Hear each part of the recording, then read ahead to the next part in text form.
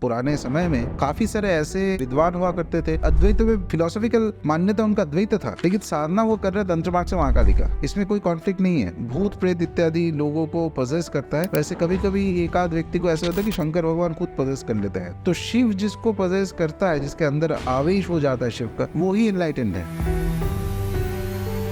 और एक लोगों में ये गलत अंडरस्टैंडिंग रहता है कि तंत्र मतलब सिर्फ देवी उपासना है। ऐसा नहीं है। तंत्र के एक जैसे कि बृहद तंत्र सारे कंपेंडियम टेक्स्ट है। कंपेंडियम यानी तंत्र के पद्धति सब एक साथ करके लिखा गया है। अबाउट 16th सेंचुरी बंगाल में लिखा था। तो जो जिन्होंने लिखा था उनका नाम था कृष्णानंद आगाम बागीश। तो बहुत बड़े महापंडित थे तंत्र के। तो उसमें आपको भगवान राम का पूजा का पद्धति भी मिल जाएगा तंत्र मार्ग में। मूर्ति के बिना पूजा के जो पद्धति है, एक मान लीजिए कि ब्राह्मण बोलिए या जो अल्टीमेट एक रियलिटी है, जो निराकार बोलिए, उसका भी मंत्र दिया हुआ। 36 तत्वों का एक क्रम बनाया गया है और ये क्रम पहले कश्मीर में बना था और ये चीज तंत्र भी एक्सेप्ट करता है कि 36 तत्वों का एक क्रम है, उसी से पूरा ब्रह्मांड का सब कुछ समझ में आएगा। कोई भी देवता को, चाहे माँ दुर्गा कीजिए, शंकर भगवान, कृष्ण, कोई भी विशाल रूप में जब आता है किसी व्यक्ति के सामने, अनंत है और human beings can't take that, तो उस अवस्था में एकदम सरेंडरेंस नेचुरली होता है, शरणागति ऑटोमेटिक आता है। मेन पुस्तक माना जाता है। तो उसमें विभूति योग में भगवान बोल रहा है कि, पैराफ्रेज करके बता रहा हूँ, जो लोग गैम्बल कर रहे हैं उससे is the art of gambling. तो कोई बोल सकते ये तो नेगेटिव चीज बताया आपने। माना जाता है कि मृत्यु से तो काशी में मोक्ष प्राप्त होता है, काशी नगरी में। बट मेरा इंटरप्रिटेशन ये होता है कि काशी मृत्यु मतलब सिर्फ काशी फिजिकल मृत्यु से नहीं होगा। वो काशी के जो अवस्था है, एक इनर स्टेट है काशी, उस तक जो व्यक्ति पहुंच पाएगा साधना में, उसके बाद जब मृत्यु होगा फिर वो वापस नहीं आ रहा है। That is liberation. वही काशी, असली काशी है।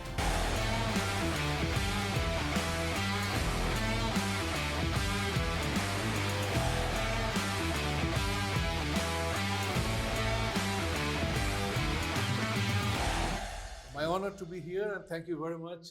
Let me have the pleasure of shaking you by the hand, as a Brit would say. नमस्ते।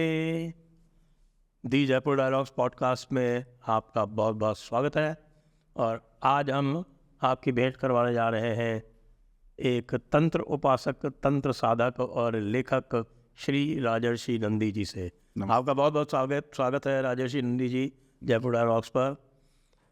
और आज का विषय बड़ा रोचक है, क्योंकि जनरल पब्लिक, आम व्यक्ति जो है वो तंत्र के बारे में नहीं जानता। वो भक्ति जानता है, वो अद्वैत जानता है, द्वैत जानता है, थोड़ा बहुत विशिष्टाद्वैत जानता होगा।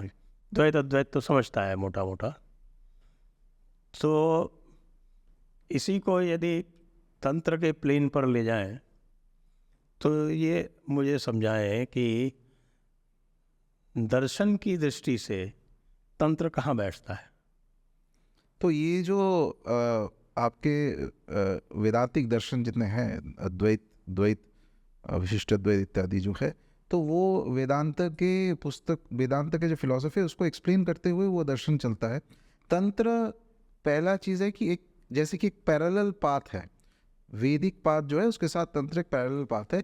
इतना कि वो सबसे पुराने जो कमेंटेटर है मनुस्मृति के, कुल्लू का भट्ट, वो खुद बोलते हैं कि वैदिक एक वेद की श्रुति है, एक तंत्र की श्रुति है। तो यानी ये मान्यता उस समय से भी था कि एक थोड़ा सा अलग एक रास्ता है, सनातन के अंदर ही रास्ता है, लेकिन दूसरा एक मार्ग है चलने का। तो इसमें तंत्र में अभी जैसे तंत्र साधना होता है, उसमें प्रधानतर तंत्र का फोकस रहता है कि कैसे देवता उपासना किया जाए, देवताओं के सान्निध्य में कैसे पहुंचा जाए, वो है एम। फिलॉसफी यानी या अद्वैत हो, विशिष्ट अद्वैत हो, उसके ऊपर ध्यान नहीं दिया जाता था ज़रा। इनफैक्ट एक तंत्र में तो इतना भी है कि शिव पार्वती का जो तो पूरा तंत्र आता है शिव पार्वती का संवाद से। तो कहाँ पे भगवती पूछती है कि वो जो इतना जो फिलॉसफीज बना हुआ है, 6 दर्शन, योग, सांख्य इत्यादि बना हुआ, उसमें से कौन सा वाला सत्य है। तो शंकर भगवान एक जवाब देते हैं, थोड़ा सा फनी है। तो बोलते हैं कि वो 6 मैंने बनाया ताकि लोग तर्क करते रहे कि कौन सा सत्य है। साधना का मार्ग ये है, साधना करते रहो, मन के ऊर्ध्व अवस्था पे पहुंचोगे तो खुद देखो अब फिर क्या है, क्या द्वैत है, क्या अद्वैत है इत्यादि। लेकिन ये तो एक तरह से ये जो तंत्र शास्त्र का अप्रोच है, इस स्टेटमेंट से एकदम क्लियर आता है कि बेसिकली हर तंत्र के आप पुस्तक ले लीजिए, वहाँ पे फिलॉसफी बहुत कम मिलेगा। उसमें क्या है, पहले गुरु क्या है, लक्षण क्या है, शिष्य के लक्षण क्या है, देवता का लक्षण जिनके ऊपर वो तंत्र है, चाहे माँ काली हो या त्रिपुर सुंदरी जो भी है, वो कौन है, क्या उनके स्वरूप है, उनके साथ परिवार देवता कौन, उनको पूजा पद्धति क्या है। तो तंत्र एक तरह से साधना का पुस्तक है, साधना का मार्ग है। इनफैक्ट ये इतना, बंगाल साइड की बात कर रहा हूँ मैं जैसे आता हूँ, पुराने समय में काफ़ी सारे ऐसे विद्वान हुआ करते थे जो जैसे स्मार्थ फिलॉसफी या अद्वैत में फिलॉसफिकल मान्यता उनका अद्वैत था, लेकिन साधना वो कर रहे तंत्र मार्ग से महाकाली का, इसमें कोई कॉन्फ्लिक्ट नहीं है। इनफैक्ट एक बहुत पुराने टाइम के एक जो आचार्य हुआ करते थे उन लोग का, अच्छा जैसे कि आप मान लीजिए कि न्याय विशेषिका जो सिस्टम था 6 दर्शन में से, तो काफ़ी सारे उनके महापंडित हुआ करते थे जो तंत्र में ही साधना होता था। लेकिन फिलोसॉफिकली आप किसी भी आपके ओरिएंटेशन के हिसाब से आप कोई भी मान सकते हैं, इसमें कोई अंतर नहीं है, डिफरेंस नहीं है, कोई प्रॉब्लम भी नहीं है। क्योंकि इट इज़ लाइक कि एक तरह से मान लीजिए तंत्र है कि गाड़ी में जो फ्यूल डाला जाता है वो है तंत्र। अब गाड़ी का मॉडल आप चेंज करके आपको ये है पसंद नहीं है तो दूसरा लीजिए, रिजल्ट में अंतर नहीं होगा, क्योंकि तंत्र एक एक्सपीरियंस के ऊपर ज़्यादा फोकस करता है कि आप अनुभूति लीजिए, वो देवता का एक्सपीरियंस हो आपके साथ, और उसके बाद धीरे धीरे वो जो देवता है वही आपको लेके जाएगा। जो चरम अवस्था है, चरम अवस्था कुछ भी हो सकता है, चरम अवस्था ये भी हो सकता है जैसे कि एक पुस्तक में ऐसा एक लाइन है, वेरी इंटरेस्टिंग है, फाइन, उसमें बोलते हैं कि जैसे भूत प्रेत इत्यादि लोगों को पजेस करता है, वैसे कभी कभी एक आध व्यक्ति को ऐसा होता है कि शंकर भगवान खुद पजेस कर लेते हैं। तो शिव जिसको पजेस करता है, जिसके अंदर आवेश हो जाता है शिव का, वो ही इनलाइटेंड है, चरम अवस्था में पहुंच गया है वो। तो सेम वे एक अद्वैतवाद भी तंत्र में था, एटलीस्ट जो कश्मीरी तंत्र था उसमें अद्वैतवाद था, लेकिन वो वेदांतिक अद्वैत नहीं था, थोड़ा सा अलग है। उसमें एक सिंप्लीफाई करके अगर बोला जाए तो उसमें भैरव तत्व में एक चीज़ आता है जो हम लोग जो कहा जाता है भैरवो हम, यानी आप देवता से एकत्वम एक आ जाएगा।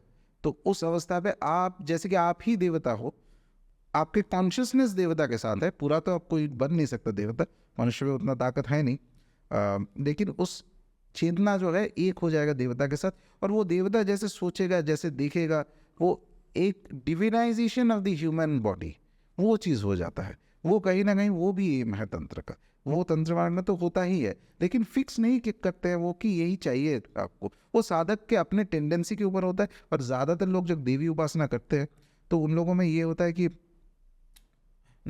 ऑल दे वांट इज जो माँ के चरण तक पहुँचना है, फिर बाकी जो भगवती जैसे जहाँ पे लेके जाएगी, अगर उनके लोक में लेके जाना है या ऐसे जो जीवन मुक्त अवस्था है वो भी है, सब हो सकता है, वो साधक के ऊपर है।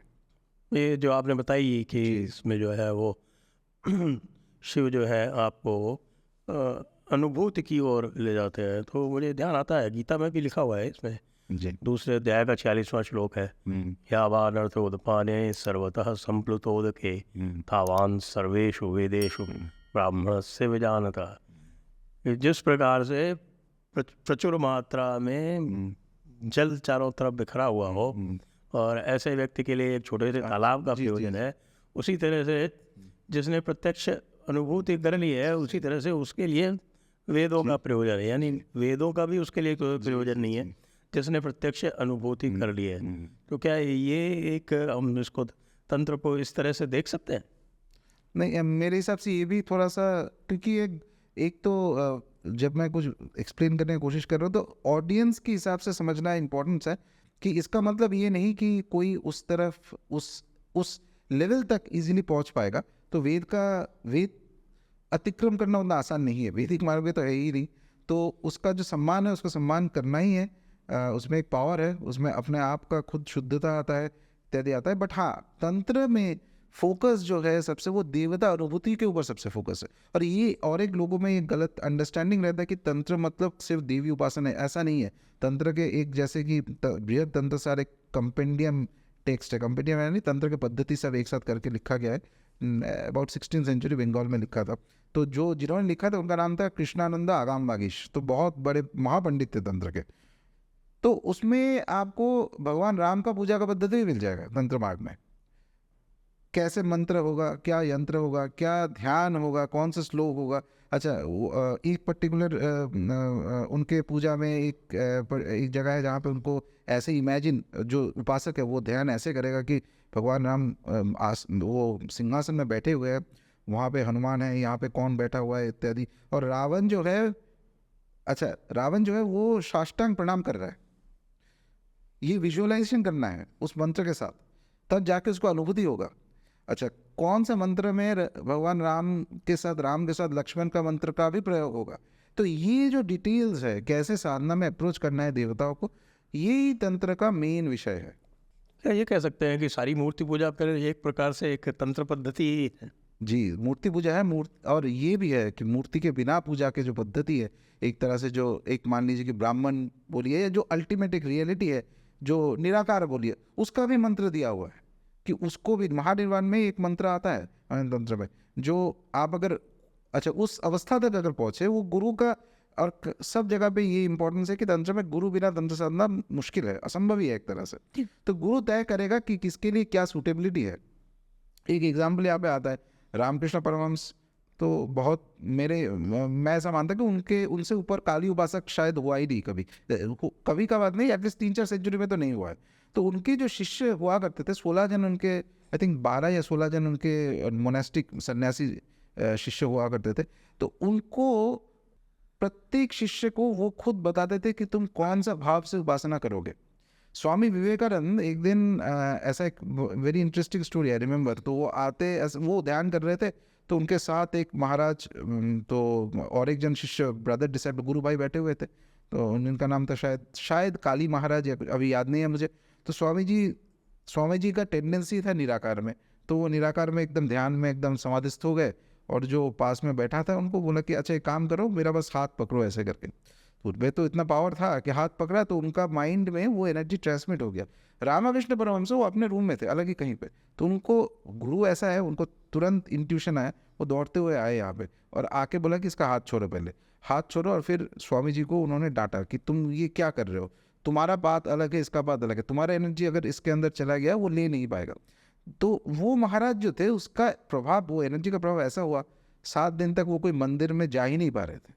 एक अंदर से एक विरक्ति कि मुझे जाना नहीं है, मुझे मूर्ति देखना नहीं है, ओनली बिकॉज कि इनका शक्ति इतना ज़्यादा था। फिर धीरे धीरे करके उनको गुरु का यही है, अनुग्रह है, कृपा है, क्षमता है, नॉलेज है, तो वो एनर्जी वापस उनको लाया और उनको बोला कि नहीं, तुम उपासना करोगे, द्वैत भाव में उपासना करो, जो इष्ट है तुम में थोड़ा अंतर है, एक नहीं होना है, यही तुम्हारा मार्ग है, इसी में तुम सबसे ऊपर जाओगे। और वो हुआ भी बात में।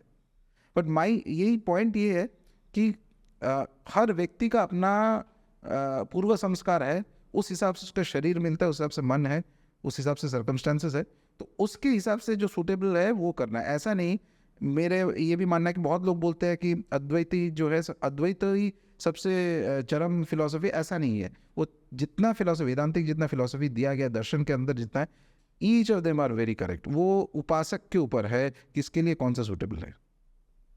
ये तंत्र साधना और तंत्र उपासना में क्या अंतर? एक ही चीज़ है, देवता का उपासना हो रहा है, तंत्र मार्ग से जो उपासना रहा वो तंत्र उपासना हो गया, और तंत्र साधना भी वही है। हाँ, एक है कि लोगों पे एक भ्रम नहीं, कुछ भ्रम भी है और कुछ अलग अलग कारणों के वश एक नेगेटिव कॉनोटेशन होता है तांत्रिक शब्द के साथ, कि कुछ ब्लैक मैजिक कर रहे हैं या कुछ अभिचार क्रिया कर रहे हैं, ये कर रहे हैं, नेगेटिव कर रहे हैं, वो एक साइडलाइन है। मेन जो रूट है तंत्र का वो आता है शंकर भगवान से, और वो बोल रहा है कि तंत्र उपासना, जो देवता उपासना का एक पद्धति है, वो है तंत्र साधना। तो ये तंत्र जो मार्ग है वो अधिकतर ये माना जाता है कि ये जो शाक्त संप्रदाय है जी, ये तंत्र में यही तंत्र के मार्ग हैं जी। तो अब जैसे जो शैव मत वाले हैं वो ब्रह्म को सदाशिव के नाम से जानते हैं, वैष्णव मत वाले हैं वो ब्रह्म को महाविष्णु के नाम से जानते हैं, अद्वैत वाले उसी परम तत्व को ब्रह्म के नाम से कहते हैं। तो ये शाक्त संप्रदाय वाले कैसे कहते हैं? आदि शक्ति, आदि पराशक्ति। आदि पराशक्ति को माना जाता है कि सबसे ऊपर यही है। आदि पराशक्ति का उनका सोर्स क्या है, कहाँ से उत्पत्ति है, किसी को पता नहीं है, ना जान सकते हैं कोई। तो उन्हीं से जितना देव दानव असुर सब कुछ जो बना है सृष्टि में, वही उन्हीं का स्वरूप है। तंत्र में एक और फिलोसॉफी के लिए अगर देखा जाए थोड़ा सा, इसमें है कि जैसे सांख्य में 24 तत्वों का एक वर्णन है और उसके आधार पे पूरा वेदांत के जितने कुछ है वो सांख्य के वो 24 तत्वों के ऊपर ही है, उसी वही है बेस उसके ऊपर। तो तंत्र में वो पंच महाभूत तन्मात्रा। जी जी जी जी एग्जैक्टली। तो तंत्र में क्या है कि वो 24 में वो रुकता नहीं है, वो बोल रहा है कि 24 है जो प्रकृति महामाया के जो लेवल तक के जो प्रकृति दिख रहा है उसमें 24 से आप एक्सप्लेन कर सकते हो, लेकिन उसके ऊपर भी स्तर है और 36 तत्वों का एक क्रम बनाया गया है। और ये क्रम पहले कश्मीर में बना था और ये चीज़ तंत्र भी एक्सेप्ट करता है कि 36 तत्व 36 तत्वों का एक क्रम है, उसी से पूरा ब्रह्मांड का सब कुछ समझ में आएगा। तो इसमें आप ऊपर जाते जाते तत्व के लेवल में बात हो रहा है, तो एक जगह पे ईश्वर तत्व तो है। 11 रुद्र और ऐड कर देते हैं ना शायद। नहीं, रुद्र नहीं, वो क्या होता है कि महामाया तक प्रकृति का सब कुछ हो गया, उसके बाद आएगा एक शुद्ध विद्या करके एक जगह, एक स्तर है उसको कहते हैं शुद्ध विद्या, उसके ऊपर एक स्तर है जिसको कहते हैं ईश्वर तत्व, उस ईश्वर तत्व के ऊपर है सदाशिव तत्व, सदाशिव तत्व के ऊपर है शक्ति और शिव तत्व। तो तत्व के स्वरूप में जब देखा जाए यही चीज़ आपके जो देवी के आइकोनोग्राफी है उसमें भी आपको दिखेगा। जैसे माँ त्रिपुर सुंदरी के आप देख लीजिए या तो दक्षिणा काली के देख लीजिए, त्रिपुर सुंदरी के आइकोनोग्राफी में आपको दिखेगा कि एक आसन में वो बैठी हुई है, वो एक सिंहासन में है, सिंहासन के चारों पैर 4 देवता पकड़ के रखे हैं, वो 4 है 4 ईश्वर तत्व। ईश्वर की जो तत्व है, ईश्वरत्व किसको कहते हैं, जो जिनमें वो चीज़ आ जाए, कोई उपासक में भी आ जाए तो वो माना जाएगा कि वो ईश्वर तत्व तक पहुंच गया है। तो ईश्वर तत्व क्रॉस करके फिर आता है सदाशिव तत्व। तो देवी के उस आइकोनोग्राफी माँ त्रिपुर सुंदरी के दिखता है कि वहाँ पे सदाशिव ऐसे बैठे हुए हैं, उसके ऊपर भगवती बैठी हुई है। तो ये उस 36 तत्व के क्रम के हिसाब से बनाया गया है। और साधना में इसीलिए क्योंकि धीरे धीरे वो मानते हैं कि एक्सपीरियंसेस ऐसा होता जाएगा, गहराई में अनुभूति ऐसा होगा कि वो 24 तत्व से आप एक्सप्लेन नहीं कर पाएंगे इस चीज़ को। इसीलिए आपको डेप्थ में एक एक चीज़ को फाइन वे में, नुएंस्ड वे में उसको अलग अलग करते हुए 36 तत्वों तक लेके गया है। तो ये बाद में तंत्र के और भी पुस्तक है, जैसे परशुराम कल्पसूत्र पुस्तक है। मानते हैं कि भगवान परशुराम जो थे उन्होंने त्रिपुर सुंदरी का तंत्र सीखा था उन्होंने दत्तात्रेय भगवान से, तो फिर उसके बाद उन्होंने परशुराम कल्पसूत्र का रचना किया था। तो वेरी ब्यूटीफुल टेक्स्ट सूत्र के हिसाब से, कोल तंत्र के जो पद्धति इत्यादि, इसके बारे में कैसा देवता उपासना होगा, वो क्या एटीट्यूड होना चाहिए उपासक का इत्यादि, ये सब के बारे में डिटेल्स मेंशन किया हुआ है। तो उसमें भी वो 36 तत्व का ही मेंशन करते हैं वो, कि वो 36 तत्व जो है उसी से पूरा यूनिवर्स का सब कुछ पता चल जाता है। अच्छा, कलयुग के लिए क्या श्रेष्ठ है? मेरे हिसाब से तंत्र साधना बेस्ट है। क्योंकि हमारे बहुत सारे मध्ययुगीन काल के जो उपासक हुए हैं, वो तो कहते हैं भक्ति श्रेष्ठ है कलयुग के लिए। नहीं, सिर्फ भक्ति से नहीं होगा, भक्ति तो है ही। देखिए, भक्ति का प्रॉब्लम नहीं है, भक्ति में ये है कि भक्ति ज्ञान ये सब चीज़, शब्द बहुत आसान है, उसका चरम अवस्था पहुँचना बहुत कठिन है। अगर भक्ति किसी में एकदम शुद्ध है, प्योर 100% प्योर भक्ति है, तो आप भगवान का नाम लीजिए, तुरंत भगवान आपके सामने प्रकट हो जाएगा। हो तो नहीं रहा है, क्योंकि कहीं ना कहीं हमारे भक्ति ज्ञान कर्म किसी चीज़ शुद्ध नहीं है। और यही नेचुरल है, क्योंकि हम लोगों ने इतना कर्म करके आए हैं। एक ऐसे बोलते थे कि भगवान बुद्ध ने जब वो ध्यान में गए तो उसको उनका खुद का 500 जन्म पीछे का उसको स्मृति आया। तो उनको अगर 500 जन्म लगा, हम लोगों का तो 5000 लगा होगा। अब रफली मैं बता रहा हूँ। तो उस सब का कर्म जो है कहीं ना कहीं आपको रिजॉल्व करना होगा बिफोर आप उस स्तर पे स्पिरिचुअलिटी के पहुँच पाते हैं।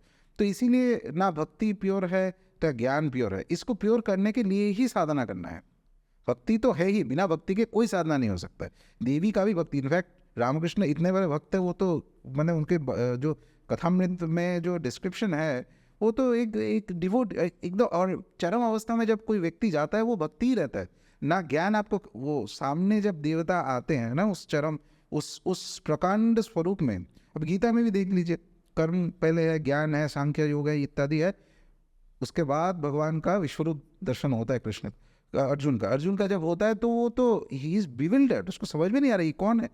इनको तो मैं जानता था, मेरा मतलब ये था रिलेटिव है जो इतना, ये कौन सा स्वरूप है। और उस अवस्था में एक है कि साइकोलॉजिकल एक प्रेशर होता है, उस अनुभूति को प्रोसेस नहीं कर पाता है लोग, तो तुरंत उसका जो गांडीव है ये है सब नीचे चला गया, एकदम से शरणागत होकर बोल रहा है कि भगवान आप 4 रूप वाला जो स्वरूप है उसमें आइए, इस पर तो मुझे डर लग रहा है। उसके बाद से चालू हुआ भक्ति, आपका सब क्वेश्चन खत्म हो गया, आपका कोई डाउट है ही नहीं, उसके बाद आप क्या क्वेश्चन करेंगे, आप तो बस पैर पकड़ लीजिए। उसके बाद भक्ति आता है चरम अवस्था में, जब एक व्यक्ति जाते जाते उस स्टेट में पहुंच जाता है, वो आनंद है, कोई भी देवता हो, चाहे माँ दुर्गा कीजिए, शंकर भगवान, कृष्ण, कोई भी विशाल रूप में जब आता है किसी व्यक्ति के सामने, अनंत है और human beings can't take that. तो उस अवस्था में एकदम सरेंडरेंस नेचुरली होता है, शरणागति ऑटोमेटिक आता है। तो तब भक्ति का जो एक्चुअल रूप है वो आता है। भक्ति बिना तो कोई साधना नहीं हो सकता। लेकिन तंत्र बोल रहा है कि कर्म इंपॉर्टेंट है, पद्धति इंपॉर्टेंट है, पद्धति आपका सही हो तो चांसेस आर कि आपको वो साधना सिद्ध होना आसान हो जाएगा। और यहाँ पे सिद्ध मतलब कोई मिरेकुलस पावर का बात नहीं कर रहा हूँ, सिंपल इंग्लिश वर्ड जो अकम्प्लिशमेंट है उस चीज़ को, एक जैसे स्कूल है मान लीजिए, एक है कि सेल्फ टॉट हो सकता है व्यक्ति, मैं स्कूल में नहीं जाऊँगा, मैं 3-4 पुस्तक लेके मैं ज्योग्राफी हिस्ट्री पढ़ रहा हूँ, कुछ नॉलेज होगा उसके ऊपर, कैलिबर के ऊपर है। लेकिन क्या होगा कि एक अगर कंपटीशन में उस व्यक्ति को भेजा जाए तो चांसेस है उसमें वो प्रिपरेशन नहीं होगा, शायद वो जीत नहीं पाएगा, even if he may be very talented. School में क्या है कि अच्छा ये सिलेबस कंप्लीट करना, इसके बाद ये करना, ये करना, ये करना, एक पद्धति, और कैसे एक ऑर्गेनिक नॉलेज है, पहले लोग कर चुके हैं तो आपको पता है कि जो मैच्योरिटी लेवल के हिसाब से इसके बाद ये करना है। तंत्र भी वही है, एक पद्धति के हिसाब से करेंगे साधना तो इट इज़ लाइक आपको जो व्हील है फिर से डिस्कवर नहीं करना पड़ेगा, ऑलरेडी वो हो चुका है, लोग उस पाथ से जा चुका है, आपका जीपीएस सेट है, मैंने आपको पता है कि इस रूट से चलने से, हाँ आप पहुँचेंगे कि नहीं वो अलग बात है, लेकिन इस रूट से पहुँच सकते हैं। हाँ, तो ये जब तक पता है, यही है कारण, तंत्र सिर्फ नहीं, कोई भी संप्रदाय का यही कारण होता है कि इसमें संप्रदाय का पहचान कैसे होता है कि कौन सा ऑथेंटिक संप्रदाय है, सिर्फ ज्ञान से नहीं होगा, उसमें से उस पद्धति से साधना करते हुए there are great masters who have come, तब हम लोग मानते हैं कि हाँ ये जो है ऑथेंटिक संप्रदाय, क्योंकि इनके पद्धति से करके इतने बड़े संत बने हैं ये लोग, जो आज भी माना जाता है, पूजा जाता है, वही चीज़ है। अच्छा, जैसे एक तंत्र में दश महाविद्या का जी बड़ा महत्व है, तो इसको रिलेट करते हैं वैष्णव संप्रदाय के, जैसे भगवान विष्णु के दशावतार है, जी, क्या उसके पैरेलल ही दश महाविद्या है? एक लिंक तो है, हो सकता है कि उसके इन्फ्लुएंस में ये दश महाविद्या आया है। ये आप ये भी बताएं दश महाविद्या कौन कौन सी जी है? जी जी तो 10 तो देवी के, भगवती के 10 आदि शक्ति के 10 स्वरूप माना जाता है, बहुत पावरफुल स्वरूप। अच्छा, इसमें से सबसे पहले है काली, फिर तारा, फिर त्रिपुर सुंदरी, फिर भुवनेश्वरी, बगलामुखी, छिन्नमस्ता, धूमावती, मातंगी, कमलात्मिका।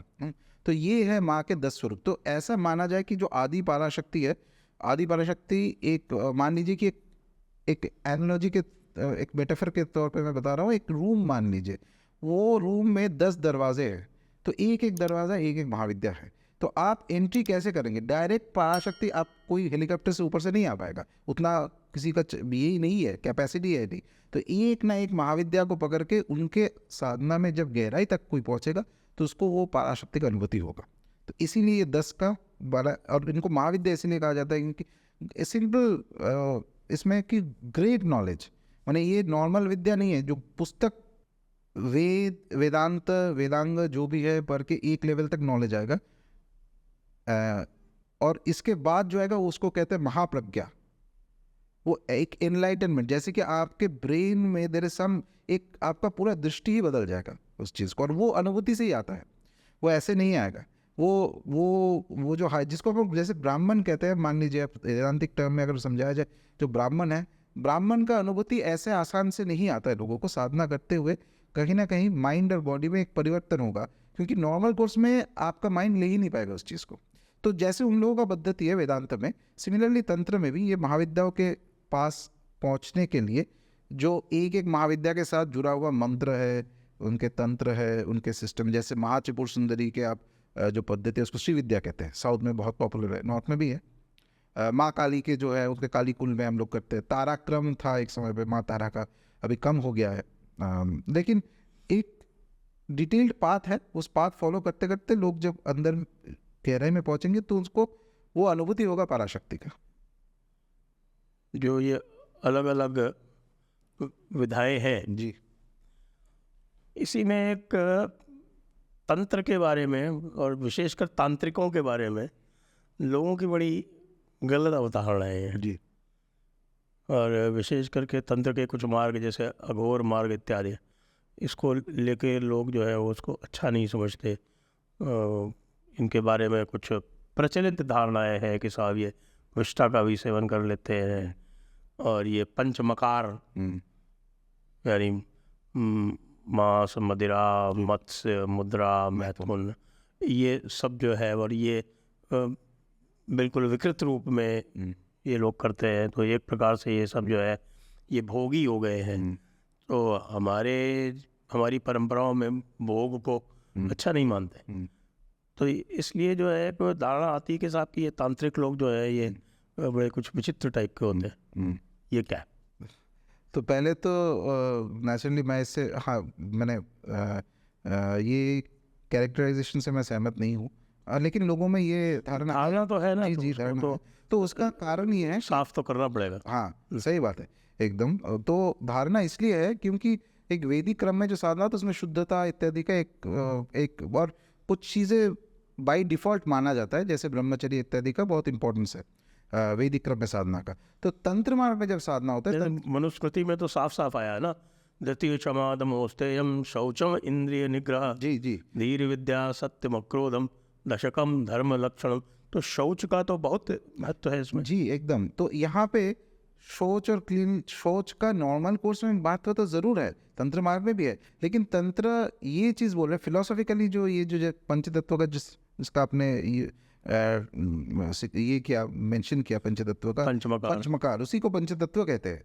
वो पंचतत्व पंचमकार जब भगवती को दिया जाता है, उसका प्रधान एम ये है तंत्र का कि जो चीज़ से आपको लग रहा है कि आप और कोई भी व्यक्ति को लग रहा है कि जिससे वो नीचे गिर सकता है, फॉल जो हो रहा है, उसी चीज़ को लेके आप ऊपर भी आ सकते हो। क्योंकि एक उपनिषद का भी आप अगर देख लीजिए तो उपनिषद में भी ये आता है महावाक्य में कि सर्वम खलविदम ब्राह्मण। तो सब कुछ में अगर ब्राह्मण है तो ऐसा नहीं कि मैं शुद्धता से बैठूंगा तभी ब्राह्मण मिलेगा। हाँ, आपका पद्धति होना चाहिए, आपको अंडरस्टैंडिंग होना चाहिए कि how do I extract the divine. Divine जो है अंतर्निहित है इस जगत में, जिसको अशुद्ध कहते उसके अंदर भी है। उससे उस चीज़ को, शक्ति तत्व को कैसे हम निकाल सकते हैं, कैसे उस चीज़ को अप्रोच कर सकते हैं। तो ये है बेसिक फिलॉसफी। अच्छा, तंत्र के एकाधिक मार्ग है, सिर्फ एक नहीं है। इसमें दक्षिणाचार है, समयाचार है, कोलाचार है, वामाचार है इत्यादि। तो वामाचार और कोलाचार जो पद्धति है, इसमें ये पंचतत्व का यूज़ और प्रचलन सबसे ज़्यादा है। उसमें कहते हैं कि प्रत्यक्ष पंचतत्व दिया जाता है भगवती को, यानी जब मास होगा तो मास ही दिया जाएगा। और दक्षिणाचार में क्या है कि बाकी सब सही है, 5 तत्व भी दिया जाएगा, लेकिन उसका अनुकल्प स्वरूप दिया जाएगा। अच्छा, मांस की जगह शायद हो सकता है कि अदरक दिया जाए या कुछ ऐसा स्पेसिफिक थिंग्स। अच्छा, रैंडम नहीं है, उसका भी तंत्र में मेंशन किया हुआ है कि इसके ये नहीं है तो आप ये यूज़ कर सकते हो, ऐसे वाला। तो अनुकल्प कहते हैं उसको, अनुकल्प के स्वरूप के। और तीसरा है समयाचार में मानते, श्री विद्या में है, कालीकुल में नहीं है समयाचार, तो जिसमें आप रिचुअल कम है, मेडिटेटिव प्रैक्टिस ज़्यादा करते हो मंत्र के माध्यम से। तो तंत्र में और एक चीज़ है, और ये मैं पहले भी ये बोल चुका हूँ, तो तंत्र मार्ग ये बिलीव करता है कि तंत्र 7 सप्त आचार है, 3 भाव है, एक पशु भाव है, एक वीर भाव है, एक दिव्य भाव है। सो जितने मनुष्य 3 भावों, ये 3 भाव में उनको डिविजन किया जाता है। तो पहले पशु भाव कौन है? पशु भाव में है कि जो ऑर्डिनरली सब लोग पशु भाव में है। अच्छा, इसमें कोई जाति वर्ण का बात ही नहीं है, जो पैदा हुआ है कोई भी मनुष्य है वो पशु में ही है। तो ये तंत्र बोल रहा है कि जब पशु भाव में कोई है तो उसको कौन सा साधना करनी चाहिए? उसको वैदिक साधना करना चाहिए। वैदिक साधना में क्या है? तो उसको ये जो नियम है, ब्रह्मचर्य का पालन करना, अच्छा शाकाहारी भोजन करना, रात को साधना नहीं करना है, दिन में साधना करना, इत्यादि इत्यादि बहुत सारे नियम जो एवरेज अंडरस्टैंडिंग में हम लोगों का है, वो सब नियम दिया गया है। फिर आता है वीर भाव। वीर भाव में तंत्र दीक्षा जब होता है किसी का, तंत्र और शाक्ताभिषेक दीक्षा, उसके बाद वो होता है वीर। वीर यानी वो उसको फिर उनका मेन प्रधान ये है कि उसके जो 6 रिपु है और 8 पाश है, ये पाश को कैसे, how quickly can I remove them, उसको हटाया कैसे जा सकता है ताकि वो पाश और जो रिपु खत्म हो जाए, तो उसमें डायरेक्ट प्रत्यक्ष अनुभूति होगा भगवती का। तो इस अवस्था में ये पंचतत्व का यूज होता है भगवती देवी पूजा में, जब वीर भाव में साधना होता है। और उसके बाद वाला जो भाव है उसको कहते हैं दिव्य भाव। दिव्य भाव में जो साधना होता है, दिव्य भाव में कोई नियम नहीं है। जो व्यक्ति दिव्य भाव तक पहुंच जाता है वो जो भी करेगा वही साधना माना जाएगा। तो पूरा तंत्र के जितने पुस्तक है वो सिर्फ वीराचारी जो है, वीर भाव में जो साधना कर रहा है वो कैसे साधना कर सकता है, तो इस हिसाब से लिखा गया है, इस हिसाब से वो दिया गया है पद्धति। तो मेन आइडिया यही रहता है कि जितना जो मेथड से वो पूजा हो रहा है, जो पद्धति से वो पूजा हो रहा है, वो पद्धति जिसको अशुद्ध कहा जाता है उसके अंदर भी वो भगवती का जो शक्ति है उसको एक्सपीरियंस करना है। तो अब ये जो कॉम्बिनेशन है, एक तरफ तो है कि सारी बात जो है वो भगवान शिव ने कही है, जी। माता पार्वती को बताई, और उससे ये पूरा तंत्र, पूरे तंत्र की उत्पत्ति हुई। जी। तो ये जो पंच महाभूत है, पंच तत्व है, 5 तन्मात्रा है, ये आपके ज्ञानेंद्रियां हैं, कर्मेंद्रियां हैं, ये सब मिला के जो भगवान शिव के जो 5 रूप है या पंचानन शिव जिसको कहते हैं, उनमें भी कोई तारतम्य है क्या? नहीं, उस हिसाब से नहीं है। 5 भगवान शिव के जो 5 फेसेस, जो 5 ही है, सद्योजात, अघोर, तत्पुरुष, वामदेव, ईशान इत्यादि, तो वहाँ से ज्ञान का स्रोत निकलता है। तंत्र का जो 5, वो 5 और एक कुछ संप्रदाय में तो एक माना जाता है कि अधोमुख भी एक है जो दिखता नहीं है भगवान का। तो यही से जितना तंत्र मंत्र देवता का जितना पद्धति है सब इसी से आया है। पर चाहे वो वैष्णव देवता हो, चाहे वो शाक्त हो, चाहे सूर्य, गणपति, कुछ भी हो, इंक्लूडिंग जो थोड़ा सा देवताओं से नीचे जो बीइंग्स है, जैसे यक्ष, यक्षिणी इत्यादि, इन लोगों का जो पूजा पद्धति, मंत्र इत्यादि, वो भी उसी से आता है। इंक्लूडिंग ये कि वो षटकर्म जो एक तंत्र में होता है, यानी मंत्र इत्यादि के प्रयोग से 6 क्रिया किया जा सकता है। शांति कर्म हो सकता है, उसमें नेगेटिव भी हो सकता है, मारण प्रयोग भी होता है, उच्चाटन भी होता है, शांति भी होता है। तो ये सब जो इसका जो पद्धति, ये सब एवरीथिंग, सब A to Z जो है, सब ये भगवान के जो 6 फेसेस है वहीं से आया है। तो डायरेक्टली इसका लिंक नहीं है कि 5 तत्वों से, लेकिन हाँ, जितना तंत्र के पद्धति है सब कहीं ना कहीं भगवान के ही स्रोत, एक एक स्रोत माना जाता है। वामा स्रोत ये मानते हैं, पश्चिम आमनाय, दक्षिण आमनाय इत्यादि, आमनाय के स्वरूप में ये माना जाता है कि एक एक से तंत्र का जो स्रोत है वो निकला है, देवताओं का पद्धति, पूजा इत्यादि। कभी कभी ये भी है कि एक देवता 2 स्रोत में भी मिल सकता है, लेकिन मंत्र अलग होगा, पद्धति अलग होगा। अच्छा, तो इसमें एक आपने नेगेटिव वाली बात अभी भी उल्लेख किया, हाँ। कि तंत्र का नेगेटिव भी किया जा सकता है। तो ये लोगों में ये मान्यता है कि तांत्रिक जो है वो दूसरों का बुरा भी कर सकते हैं, नेगेटिव भी कर सकते हैं। इसमें क्या सत्यता है? नहीं, कर तो सकते हैं, लेकिन ये तो सिर्फ तांत्रिक क्यों, तो दुनिया में कोई भी कर सकता है। तो ऐसा है कि मेरा ये जैसे तंत्र के माध्यम से करते हो। जी, तंत्र सिर्फ नहीं, वेद के माध्यम से भी, अथर्ववेद में ये प्रयोग की पद्धति है सब।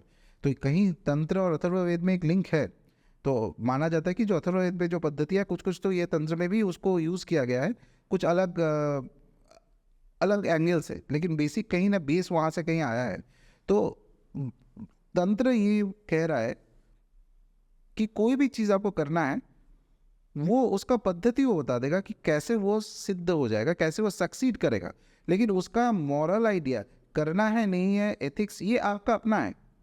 अच्छा, आप अगर कुछ नेगेटिव करते हैं तो उसका फल आपको भोगना पड़ेगा, लेकिन नेगेटिव अगर करना है तो वो कैसे नेगेटिव चीज़ को भी कैसे सक्सेसफुल किया जाए। अच्छा, आप देखिए तो विभूति योग में, गीता तो एक तरह से मानिए कि एक हिंदुओं में एकदम मेन पुस्तक माना जाता है ना, उसमें विभूति योग में भगवान बोल रहा है कि जो गैम्बल कर रहा है, मैं उसका पैराफ्रेज करके बता रहा हूँ, जो लोग गैम्बल कर रहे हैं उससे is the art of gambling. तो कोई बोल सकते है ये तो नेगेटिव चीज़ बताया आपने। कहीं भगवान ने बोला नहीं है कि हम सिर्फ ओनली शुद्ध शाकाहारी और शुद्धता के परिभाषा में ही है, हम सब कुछ में है। वो उपासक के ऊपर है कि वो कितना ले पाता है भगवान को, किस स्वरूप में ले पाता है, कितना तक ले पाता है। तो ये नेगेटिव जो चीज़ है, मारण उच्चाटन तंत्र में दिया हुआ है, लेकिन सबटेक्स्ट ये है कि एक तो कोई व्यक्ति पुस्तक पढ़ के ये कर भी नहीं पाएगा बिना गुरु के आज्ञा के, और दूसरा है कि इसका एप्लीकेशन कहाँ पे होना चाहिए। आइडियल कोर्स में ये सब होता था कि राजाओं के साथ जो लोग रहते थे, कोई कहीं पे अटैक हुआ है, कुछ हुआ है, या कोई संकट ऐसा आ गया कि पूरा जाति पे आ जाए, तो तब इस चीज़ का प्रयोग करना उचित समझा जाता था। अब बाकी कोई अगर उसको मिसयूज़ कर रहा है तो फिर उसका दंड तो उसको भोगना पड़ेगा। तंत्र रिस्पॉन्सिबिलिटी नहीं ले रहा है, बस ये बोल रहा है कि जो लाइटनिंग आ रहा है, लाइटनिंग से आप इलेक्ट्रिक बल्ब भी जला सकते हो, या तो उसको यूज़ करके किसी का मृत्यु भी हो सकता है। तो वो पद्धति क्या है वो डिसाइड आप कीजिए, आपको क्या करना है, लेकिन जो भी आपको करना है उसको सक्सीड करने के लिए कैसे करना है वो दैट इज द तंत्र। लेकिन कर्म फल तो आपको भोगना पड़ेगा। भोगना पड़ेगा, कहीं पे तंत्र नहीं बोल रहा है कर्म फल आपका कहीं जा रहा है, अगर नेगेटिव आप करते हो तो जरूर भोगना पड़ेगा 100%। गीता में भी तंत्र का संकेत है क्या? उस हिसाब से नहीं है, मुझे लगता है कि गीता वेदांत के सबसे अद्भुत टेक्स्ट है, और सब जितने उस समय पे जो पाथ्स थे सनातन धर्म के अंदर, सब कुछ को समाहित करके उसको एक और भी ऊपर लेके गया है। तो गीता में ऐसा नहीं कि एक श्लोक में गीता खत्म होता है, भगवान का पूरा जो 18 अध्याय है उसमें एक क्रम में वो जा रहा है। तो पहले अर्जुन को वो बताते हैं भगवान कि तुम अगर युद्ध नहीं करते हो तो तुम्हारा जो लोग बोलते रहेंगे कि तुम ये कौन सा क्षत्रिय भाग गया। उसके बाद बोल रहे अच्छा ठीक है, अभी कर्म का क्या पद्धति है, सिर्फ कर्म करने से नहीं होगा, कर्म करो विथ सर्टेन डिटैचमेंट। तो ऐसे कोई व्यक्ति करता रहेगा, उसमें ज्ञान ऑटोमेटिकली उसमें आएगा, ज्ञान समझ में आएगा, उसके बाद भक्ति आएगा। तो it is a fantastic text, लेकिन तंत्र डायरेक्टली तो नहीं है। पराशक्ति का जिक्र मेंशन थोड़ा एक है, संकेत पूछा संकेत है, उस हिसाब से है। मुझे लगता है कि जिस समय में गीता था उस समय पे शायद तंत्र का उतना प्रभाव नहीं था सोसाइटी में, अगर रहता तो भगवान उसका भी कुछ व्याख्या दे ही देते हैं गीता में। तो जो संकेत है वो क्या, कहाँ है? वो मुझे एग्जैक्ट चैप्टर तो याद नहीं है, लेकिन वहाँ पे जो माया शक्ति भगवान का जो उसके जो इंडिकेशन वो करते हैं उसी चीज़ को, हाँ माया को अभी आप शब्द जो है इसमें एक कॉन्फ्लिक्ट यहाँ पे भी आता है। तो वेदांतिक स्वरूप में जो माया शब्द है नेगेटिव एक माना जाता है, लेकिन तंत्र के एंगल से, स्पेशली कश्मीरी शैव के एंगल से वो लोग ये डिफ्रेंसिएशन करते हैं कि माया नेगेटिव नहीं है, वो भगवती का ही स्वरूप है जो इस प्लेन में, ये अर्थ प्लेन मान लीजिए कि जहाँ पे हम लोग जगत में है, इसमें जो भगवती का शक्ति उसी को माया कहते हैं।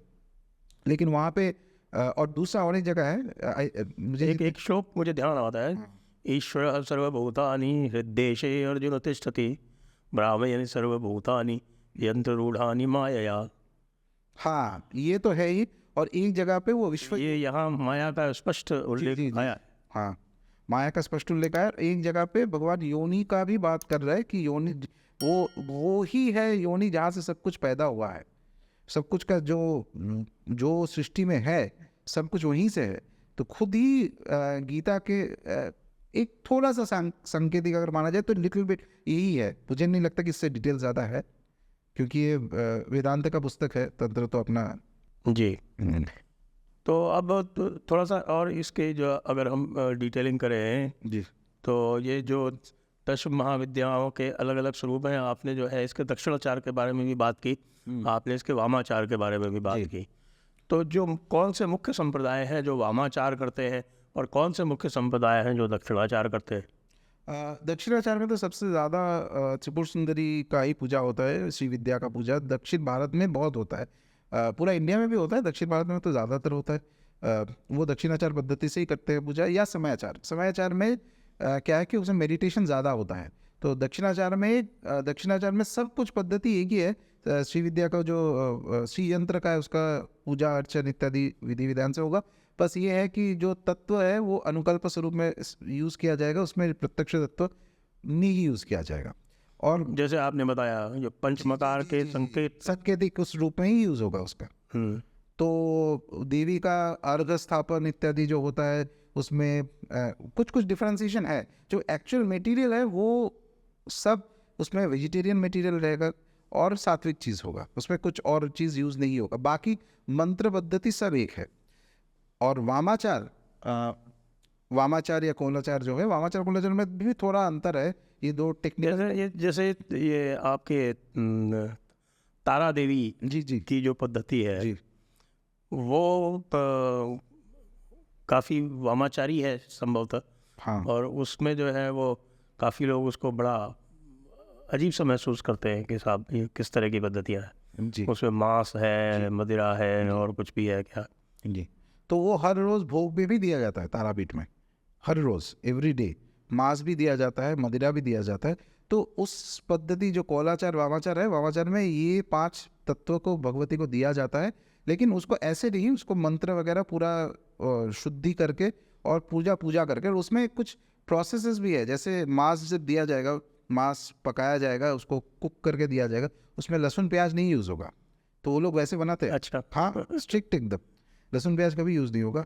अच्छा, उसमें भी कुछ डिफरेंशिएशन है, जैसे तारापीठ में अच्छा चिकन कभी नहीं दिया जाएगा।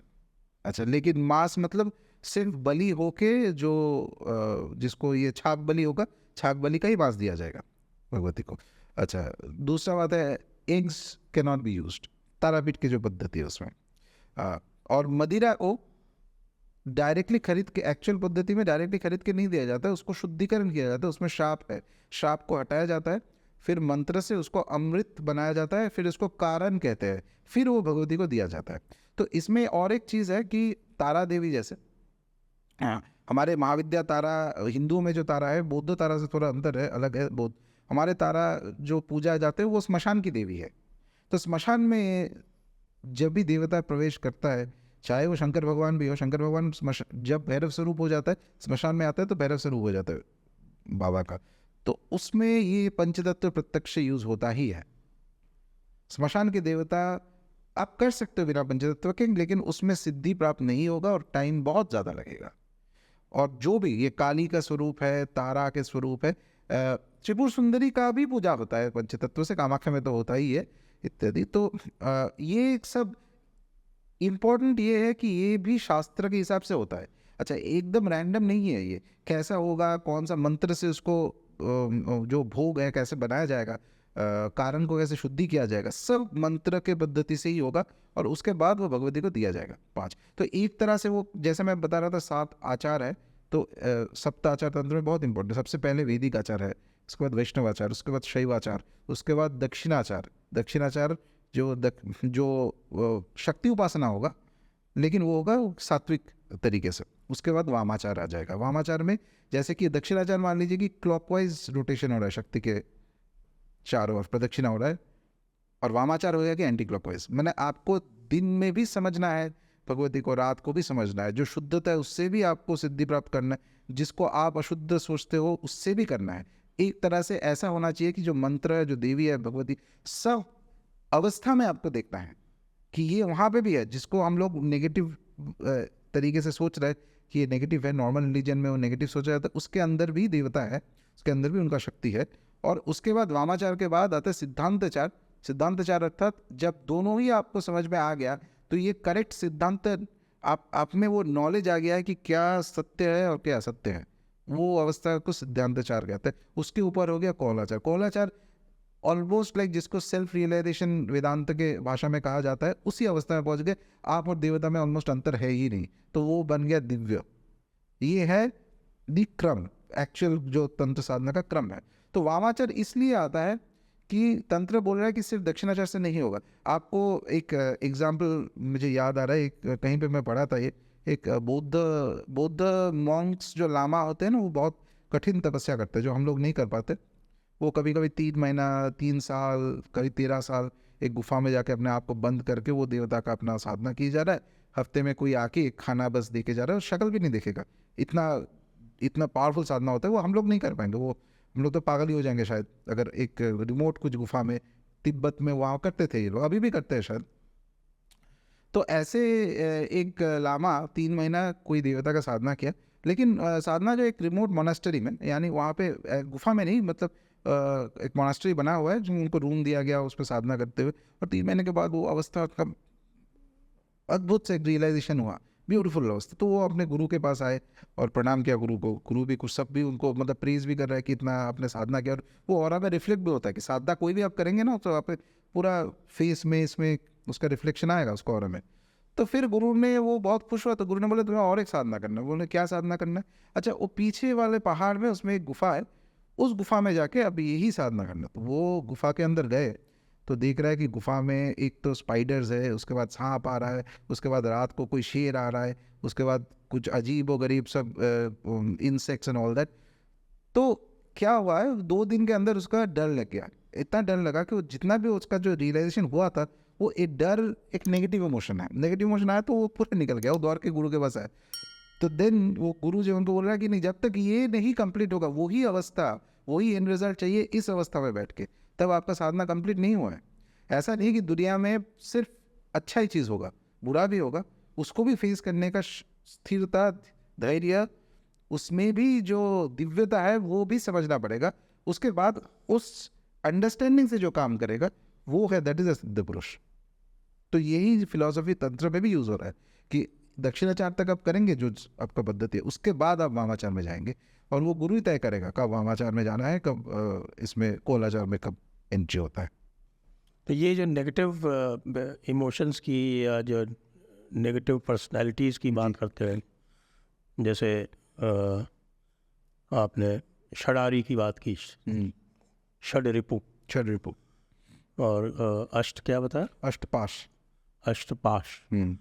तो षडारी की बात करते हैं, दशारी की भी बात करते हैं, दश रिपु। जैसे रावण के जो 10 मुख हैं वो 10 रिपु बताए जाते हैं। काम, क्रोध, लोभ, मोह, मद, मात्सर्य, ये तो 6 हो गए, और उसके बाद 4 और ऐड करते हैं। ये अष्टपाश क्या है? अष्टपाश है जाति, कुल, वर्ण, अभी पूरा नाम याद नहीं है, बट ये जो है बेसिकली आपका आइडेंटिटी किस चीज़ से लिंक्ड है। तो कहीं तंत्र साधना करते हुए वो अष्टपाश एक एक है, उसको सबको अतिक्रमण करना है, और उसमें ये भी है जाति, वर्ण सब मेंशन किया हुआ है अष्टपाश में। तो आजकल की तो पूरा समाज जो है ये अष्टपाश से ग्रसित है। इनफैक्ट ये तंत्र में, और एक ये क्रिटिसिज्म का एक कारण ये भी होता था, तो एक समय में तो तंत्र और वैदिक पाद में फाइट होता ही था, संप्रदाय में जैसे होता है। जैसे आपको पता ही होगा कि अद्वैत और द्वैत में 600 साल का उन लोगों में एक तो फिलोसॉफिकल एक फाइट हुआ है। से तंत्र और वैदिक पाद में भी हुआ है, काफ़ी हुआ है। इतना तक हुआ है कि एक तो कुछ वेद जो है वो तंत्र को नास्तिक पाद मानते थे, क्योंकि वेद को नहीं जो सम्मान कर रहा है वो नास्तिक बन गया। तंत्र में उसका जवाब के स्वरूप में लिख रहा है कि वैदिक कर्मकांड जो है वो है जैसे सांप जिसका विष नहीं है, मतलब वो कर रहा है, पद्धति हो रहा है, लेकिन उसका रिजल्ट क्या आ रहा है। तो ये सब भी हो चुका है। तो यहाँ पे वैदिक क्रम में, और स्पेशली ये जो वामाचार है, इसमें माना जाता है कि जब वामाचार में एक तरह का पूजा होता है जो जिसको कहते हैं चक्र पूजा, सब मिलके एक साथ बैठ के पूजा किया जाता है भगवती को। तो चक्र में जो बैठता है वो सब ब्राह्मण है, चाहे उसका जो भी वर्ण हो पहले से, चक्र में जो बैठा है सब एक है। भैरव उपासना क्या होती? भैरव उपासना तो भैरव बाबा का जो उपासना है, पद्धति है। भैरव कितने प्रकार के होते? भैरव कितने प्रकार के होते? रुद्र यामल के अनुसार भैरव 64 तरीके का, 64 रूप है बाबा का, भैरव बाबा का 64 फॉर्म्स ऑफ भैरव। उसमें से सबसे इंपॉर्टेंट है 8 अष्ट भैरव। तो शिव और भैरव में क्या अंतर? हाँ, तो शिव और भैरव में ये डिफरेंस है कि शिव का जब पूजा होता है हमारा, तो सोमस्कंद स्वरूप में भगवान का पूजा होता है। या तो शिव है, साथ में पार्वती है, कार्तिकेय, गणेश है। तो क्या हुआ, पूरा परिवार बन गया। तो बेसिकली क्या हुआ है कि वो देवता में जो पुरुष तत्व उसको अलग किया गया, शक्ति तत्व अलग किया गया, और ये जो कार्तिक और गणेश है ये सिद्धि है, पुरुष शक्ति का जो मिलन होता है उसमें सिद्धि प्राप्त होता है, वो सिद्धि है। भैरव ऐसा है कि वो भी शंकर भगवान ही है, कोई अंतर नहीं है। और ये पूरा जो परिवार है, दिव्य जो परिवार है, इसको माना जाता है, हम लोग कॉलोकियली हम लोग बोलते हैं कि वो कैलाश में बैठे हो। कैलाश में तो बहुत ऊपर कहीं अवस्था में बैठे हुए हैं, जहाँ पे सब शुद्धता है। यहाँ पे हम लोग जो जगत में जीते हैं, जहाँ पे हम लोग हैं, यहाँ पे सब कुछ डेंस, डार्क, इग्नोरेंट, ये 3 शब्द का, डेंस, डार्क और इग्नोरेंट, ठीक है, क्योंकि यहाँ लाइट नहीं है। ऑटोमेटिकली स्पॉन्टेनियसली हमें समझ में नहीं आते ये सब चीज़ की, यहाँ पे कोई डिविनिटी है, कोई देवता है, कौन देखा है। ये तो हम लोग ट्रेडिशन में बोले जा रहा है, गुरु जो है, गुरुजन जो है वो बोलते हैं तो हम मानते हैं इसलिए। लेकिन इसीलिए ये डार्कनेस है, इसीलिए साधना करना पड़ता है। तो वही शंकर भगवान जब नीचे आ जाता है, इस स्तर में आ जाता है, हमारे रिल्म में आ जाता है कहीं ना कहीं, वो होता है तब उनका भैरव स्वरूप आता है। भैरव स्वरूप क्योंकि बाहर से भैरव शब्द भयंकर एक रूप है बाबा का। भयंकर इसलिए लगता है क्योंकि ये पूरा जगह ही इतना डार्क है, इतना नेगेटिव है, तो उसको उस नेगेटिव, उस अंधकार के बीच में अगर प्रकाश को डालना है तो आप में भी उस तीव्रता और शक्ति होना चाहिए, उस भयंकर स्वरूप होना चाहिए। एक ये वर्णन है। दूसरा है कि भैरव जो है दिगंबर है, सब आइडेंटिटी छोड़ दिया है इसमें, और शक्ति उसके अंदर ही है। अच्छा, जैसे शिव में मैं बताया कि शिव पार्वती पूरा परिवार है, इसमें भैरव स्वरूप, भैरव के अंदर ही शक्ति है, और सब आइडेंटिटी जब छोड़ देते हैं तो दिगंबर स्वरूप में एकदम आ जाता है, स्मशान में आ जाता है। स्मशान मतलब जब एवरीथिंग इज ओवर, स्मशान यहाँ पे है। जब शक्ति यहाँ तक पहुँच जाता है किसी व्यक्ति का, तो माना जाता है कि वो स्मशान पहुँच गया, क्योंकि उसका और दुनिया से कोई लगाव है ही नहीं, सब छोड़ दिया है। उस समय पे शिव आता है, उस समय पे वो उस अवस्था में बैठे रहते हैं। तो जो साधारण व्यक्ति है, जैसे हमारे तरफ हम लोग जैसे सोसाइटी में हम लोग रहते हैं, सोसाइटी में रहना मतलब क्या, डुअलिटी में होगा, ये चीज़ अच्छा है, ये बुरा है, ये है, तो उसको, उन लोगों को वो स्वरूप देखने से कहीं डर लगता है कि उसमें सब छोड़ दिया है। तो इसीलिए भैरव को थोड़ा सा लगता है कि भयंकर है, लेकिन शास्त्र ये बोल रहा है कि भयंकर इसलिए है कि वो जिस लाइक जैसे वो इंग्लिश में कहते हैं नेकेड ट्रूथ, कोई फिल्टर नहीं है, उस स्वरूप में है। एक यहाँ दूसरा चीज़ है कि भैरव क्षेत्रपाल भी है। अच्छा, शैव सिद्धांत में, तंत्र में उनको क्षेत्रपाल का स्वरूप भी दिया जाता है। वो जगह को रक्षा करने का, जो प्रोटेक्शन का जो काम है या जो जिम्मेदारी है, जो उसका जो ये है रिस्पॉन्सिबिलिटी है, तो वो कहीं भैरव के ऊपर दिया जाता है। तो वो शिव का ही स्वरूप है। वो शिव पुराण में जहाँ पे काल भैरव का उत्पत्ति होता है बाबा का, तो वो लिख ही रहा है वहाँ पे, एक श्लोक में बोल ही रहा है कि ये शंकर और काल भैरव में कोई अंतर नहीं है, ये बस भ्रम है, माया है, जो लगता है कि दोनों अलग है। गण भी नहीं है, बाकी तो गण है, शिव के तो बहुत सारे गण है, वो बोले गण भी नहीं, ये शिव खुद ही है, खुद ही आया है इस स्वरूप में, ताकि जो इसके अंदर जो साधना का पद्धति है या जो एक प्रोटेक्शन है या जो भी है, प्रोटेक्शन किस चीज़ से प्रोटेक्शन, अंधकार से प्रोटेक्शन, अंधकार मतलब मानसिक अंधकार हो, स्पिरिचुअल डार्कनेस, उस चीज़ को हटाना, उसको कैसे साफ किया जाए, उसमें लाइट कैसे लाया जाए, इसलिए वो भयंकर रूप में आते हैं। लेकिन भैरव साधना तो कश्मीर में एक समय पर एकदम तीव्रता में था, और तंत्र में भी बहुत मान्यता है, तंत्र के गुरु भी भैरव है। ये कोलमार का भी बता रहा था मैं, वामाचार्य जो है उनके, ये इनके दिव्य गुरु, जहाँ से ये सिस्टम आया है, तो आनंद भैरव से आया है। तो जो भैरव आनंद स्वरूप में है, उस आनंद में इट इज़ लाइक एक शतस्फुट अवस्था में वो ज्ञान आता है, पूरा दुनिया में जाता है।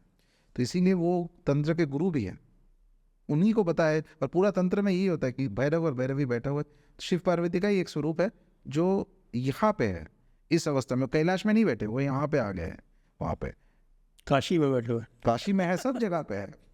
काशी में है ना काल भैरव। जी जी, काशी में है। कि आपको जो है वो भगवान विश्वनाथ के दर्शन करने से पहले आपको काल भैरव के दर्शन करने पड़ते हैं। काल भैरव के दर्शन नहीं किए तो आपको फल नहीं मिलेगा।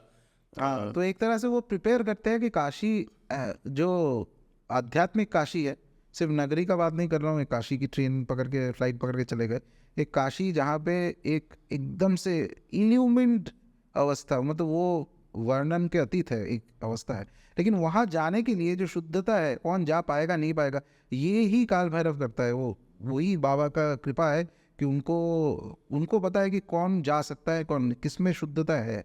और इसीलिए उनको एक ये भी माना जाता है, काशी में जिसका मृत्यु होता है वो भैरव यातना से कभी पास करना पड़ता है। यानी आपको मान लीजिए कि इतना कर्म है, किसी का भी, आपका बात मतलब ऐसे जनरल में बता रहा हूँ कि, और मान लीजिए 50 जन्म इसको बर्थ लेना पड़ेगा, तो बाबा कृपा करके वो चीज़, हाँ दंड तो भोगना पड़ेगा, जो कर्म है वो कहीं गायब नहीं होगा, लेकिन उसको शॉर्टन कर सकता है। 50 जन्म के वजह may be in the blink of an eye आपको वही चीज़ भोगना पड़ेगा, उसके बाद आपको मुक्ति। तो ये क्षमता भी भैरव में है। काशी में जन्म की और काशी में मृत्यु की कोई विशेष, हाँ, माना जाता है कि मृत्यु से तो काशी में मोक्ष प्राप्त होता है, काशी नगरी में। बट मेरा इंटरप्रिटेशन ये होता है कि काशी मृत्यु मतलब सिर्फ काशी फिजिकल मृत्यु से नहीं होगा, वो काशी के जो अवस्था है, एक इनर स्टेट है काशी, उस तक जो व्यक्ति पहुंच पाएगा साधना में, उसके बाद जब मृत्यु होगा फिर वो वापस नहीं आ रहा है, फिर तो वो दैट इज़ लिबरेशन, वही काशी असली काशी है। हाँ, और जो फिजिकल काशी है उसका भी इम्पोर्टेंस है। ये तो हमारा धर्म का, ये तो सबसे ब्यूटीफुल थिंग सनातन धर्म का है कि जो चीज़ जो इनर स्टेट्स है साधना में, उसका सब का एक प्रतीक कहीं ना कहीं इस लैंडस्केप में बनाया हुआ है। और यही सबसे divide, this is why this is our holy land. ये शक्तिपीठ यहीं पे है, काशी यहीं पे है, मथुरा यहीं पे है, वृंदावन यहीं पे है। वृंदावन में, गोलक में जो आनंद है वो वृंदावन में भी मिल सकता है, उसका एक प्रतीक बनाया गया है यहाँ पे। और उस एनर्जी का कहीं ना कहीं जैसे एक लिंक है यहाँ पे। हाँ, ऐसा नहीं कि जो वृंदावन में जा रहा है उसी को मिलेगा, या जो काशी में है तुरंत वो पहुँच जाएगा, ऐसा नहीं है। जो उपासक है उस श्रद्धा से, उस भक्ति से उस जगह पे करेगा तो एक थोड़ा सा जैसे एक फैसिलिटेशन होगा कि आपका साधना थोड़ा आसान हो जाएगा। लेकिन काशी वृंदावन सब इसी शरीर में। एकदम शरीर में भी है, यहाँ पे भी है। ये शरीर ही एक तरह से मान लीजिए शक्तिपीठ है, और इसको जो जानता है वो भैरव है, क्षेत्रज्ञ है भैरव। क्षेत्र को जो जानता है, क्षेत्र को जो प्रोटेक्ट करता है। अब इंडिया का भी प्रोटेक्शन बाबा का ही हाथ में है। क्षेत्र के योग तो गीता में भी है। हाँ हाँ, गीता में तो वो तो सब सर्वव्यापी स्वरूप में है। गीता में तो भगवान तो सर्वव्यापी। अभी बात हो रहा था 2 दिन पहले किसी से, कभी मजाक के तौर पे मैं ये बोलता हूँ कि 10वें अध्याय में विभूति योग में भगवान बोल रहे कि जो पांडव है उसमें मैं अर्जुन हूँ, जो रुद्र है उसमें मैं शिव हूँ, जो वृष्णि है उसमें मैं कृष्ण हूँ। तो ये 3rd पर्सन में बात हो रहा है, ठीक है। तो कौन से नॉर्मल व्यक्ति ऐसे बात करता है? तो फिर वो बात कर कौन रहा है? क्या ये कृष्ण बात कर रहे हैं या कृष्ण के थ्रू कोई और बात कर रहा है? Just to make fun of people, ऐसे फन नहीं, मतलब थोड़ा सा टू सोचने के लिए। ऐसा कृष्ण तो भगवान ही है, लेकिन ये है क्वेश्चन है कि कौन है बात करे। कहीं पे वो बोल नहीं रहा है, बोले कि वृष्णि में मैं कृष्ण हूँ, इसमें मैं अर्जुन हूँ, रुद्र में मैं शिव हूँ, जो अस्त्रधारी है उसमें मैं राम हूँ, जो आर्मी के जनरल उसमें मैं स्कंद हूँ। तो जो भी चीज़ है उसमें सबसे चरम जो चीज़ है, अल्टीमेट से अल्टीमेट है, दैट इज हिम। वही है दिव्य, वही है सबसे, परमात्मा बोलिए, दिव्य बोलिए, ये जो भी टर्म आप यूज़ करना वही है। वो चेंज होता रहता है, क्योंकि आपको ग्रुप चेंज कीजिए, उसमें हो सकता है कि और भी बेटर कोई आ जाए। The best of the best, that is divine. तो शिव का जो नटराज स्वरूप है वो क्या है? बाबा का आनंद स्वरूप है शिव का। वो नटराज का जो पूजा होता है, जैसे मुझे जितना तक आता है, वो शैव सिद्धांत साउथ में बहुत होता है। तो जैसे उसमें है ना कि एक हाथ में डमरू है, एक हाथ में वो अंगारा है जी और वो पैर के नीचे वो अपस्मार पुरुष है जी, और आपका एक हाथ मेरे ख्याल से क्या लेफ्ट पैर जो है वो उठा हुआ है, जी, जी। एक नीचे है। इस सब का सिंबोलिज्म है ना, प्रतीक। एकदम सिंबोलिज्म है। सब आइकोनोग्राफी का सिंबोलिज्म तो होता ही है। और सिर्फ नटराज में एक चीज़ ये है कि नटराज स्वरूप में जो भगवान को जो पूजा जाता है, उसका एक कॉरेस्पॉन्डिंग बंगाल में भी होता था एक समय में, उसको नृत्येश्वर कहते थे। जो भगवान जो हाँ नृत्य में है।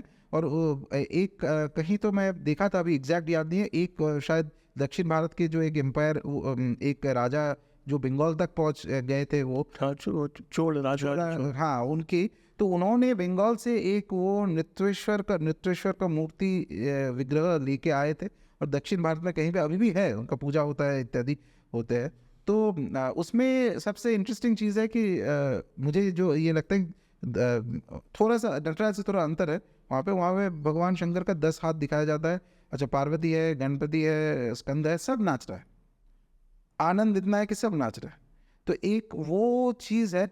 नटराज एकदम मैं डेप्थ में नहीं जा रहा हूँ, बट जो मेरा अनुभूति के हिसाब से मैं एक्सप्लेन करूँगा, अगर कोई पूछता है नटराज क्या है, कि वो है कि कहीं यहाँ पे योग में साधना करते करते विष्णु ग्रंथि जो कहा जाता है, गॉडियन नॉट, वो अगर किसी का ओपन हो जाता है तो एक अवस्था आता है कि आपको पूरा ब्रह्मांड में सब कुछ दिखेगा, एक आनंद के स्वरूप में दिखेगा। चाहे जो भी हो रहा है, नेगेटिव हो रहा है, आप कर्म कुछ भी करे, कर्म घोर कर्म भी करे, फिर भी वो आनंद अंदर से नहीं जाता है।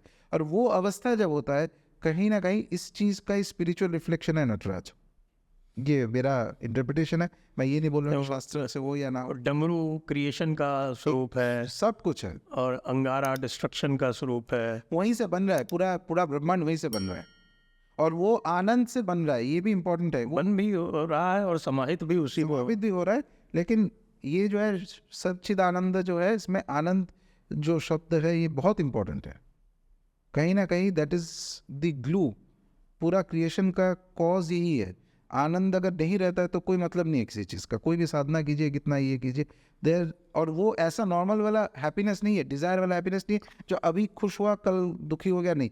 ऐसा होता है, इसका डिस्क्रिप्शन जो अंदर अंदर जाते जाते वो विष्णु ग्रंथि जब किसी का खुल जाता है और शक्ति उसमें संचालन हो जाता है विष्णु ग्रंथि के, तो एक जैसे डिस्क्रिप्शन होता है कि एक रूम में जहाँ पे कोई भी हवा नहीं है, आप एक दीपक जला के रखिए, उसका फ्लेम कभी शिफ्ट नहीं करेगा, एकदम स्टेडी रहेगा। वैसे वाला आनंद है, ब्लिस। कोई अहेतुक भक्ति एक आता है, आपको कुछ चाहिए नहीं दुनिया से, लेकिन आप फिर भी आनंद में हो। अच्छा, ये शिव परिवार में शिव और शक्ति के बारे में तो जानते हैं हम। गणेश और कार्तिकेय ये किसके प्रतीक है? अगेन मैं अपने अंडरस्टैंडिंग से इसको समझाता हूँ। एक तो हाँ, शास्त्र के हिसाब से बहुत कुछ है, ये तो आप खुद ही पढ़ सकते हो उसमें। तो दोनों ही एक सिद्धि बोलिए, या जो सिद्धि मतलब यहाँ पे मैं मिराकुलस पावर का बात नहीं कर रहा हूँ, जो साधना का जो चरम अवस्था है, एकम्प्लिशमेंट, जिसलिए कोई साधक साधना कर रहा है, तो ये साधना का दो मार्ग है। एक शिव और शक्ति जो है वो है कि एकदम जैसे मान लीजिए रॉ मटेरियल, फाउंडेशन है बिल्डिंग का, ठीक है। फाउंडेशन के बाद आपका बिल्डिंग जो बन रहा है किस पद्धति से बन रहा है, या तो गणपति के पद्धति से हो सकता है या स्कंद के पद्धति से, और फाइनली बिल्डिंग बनने के बाद उसका लास्ट में जो पेंट होगा या जो भी होगा, ये बाहर से कैसे लग रहा है, is it looking very good, एक फीलिंग ऑफ हैप्पीनेस जो है वो है, मतलब कि आपका साधना संपन्न हो चुका है। लेकिन इस चीज़ में दो मार्ग में ये अंतर है कि आप देखिए गणपति जो है, गणपति का पूरा शरीर, आप पुराण के जो स्टोरी आप पढ़ेंगे, एक तो उसमें क्या है कि गणपति का एक उनका जो गजमुख छोड़ के पूरा बॉडी है बना है शक्ति तत्व से ही बना है, शक्ति ने उनको जन्म दिया है। और स्कंद में शिव तत्व भरा हुआ है। एक दुर्गा सप्तशती में जो हम लोग जब हम पाठ करते हैं द्वितीय अध्याय में, एक माँ दुर्गा का जो महिषासुर के साथ जो युद्ध में जाते हैं, तो उसको सब देवता अपना ऊर्जा प्रदान करते, सब एवरीबडी इज देयर। एक स्कंद नहीं है वहाँ पे, स्कंद का मेंशन है ही नहीं। स्कंद ऐसा देवता है जिसमें पुरुष तत्व तो पूरा ऊपर से नीचे तक भरा हुआ है। स्कंद का शक्ति है स्कंद का वेल। जब वेल वो पकड़ते हैं स्कंद, तब बिना शक्ति के दुनिया नहीं चलेगा। या तो आप बिना शक्ति को आप हटा दीजिए, तो फिर आप गुफा में बैठ के आप ध्यान में चले जाइए, जो एक स्थिर ब्राह्मण है उसमें आप समाहित हो जाइए, फिर आपको दुनिया से मतलब नहीं है। दुनिया जाए वार पे, आप अपने मस्त रहिए, उसमें कोई प्रॉब्लम नहीं है। और वो अवस्था में स्कंद बन जाता है गुरु, स्वामीनाथन, इतना डेप्थ में पहुंच जाता है कि वो शिव को भी वो ओंकार का उपदेश देने का क्षमता रखते हैं। और वही स्कंद जब वेल हाथ में आता है, अस्त्र हाथ में आता है, तो तब बन जाता है जनरल ऑफ द गॉड्स। जितना असुर है सबका संहार कर देता है, जितना असुर है। तो ये दो रास्ता है। गणपति, मेरे हिसाब से गणपति का जो रास्ता है उसमें शक्ति तत्व ज़्यादा है। शक्ति तत्व जहाँ पे ज़्यादा होता है, एक तरह से शक्ति से ईगो आती है। नहीं, ईगो किसी में भी आ सकता है। नहीं, जैसे गणपति का जो सिर काटा, जी जी, वो ईगो का संहार करने का, जो अहंकार का संहार करने का प्रतीक है। मेरे अहंकार को समाप्त करके और बुद्धि के स्वरूप में गजमुख बुद्धि है स्थापित किया। लेकिन मेरे हिसाब से वो ईगो मतलब नॉर्मल प्राइड वाला ईगो नहीं।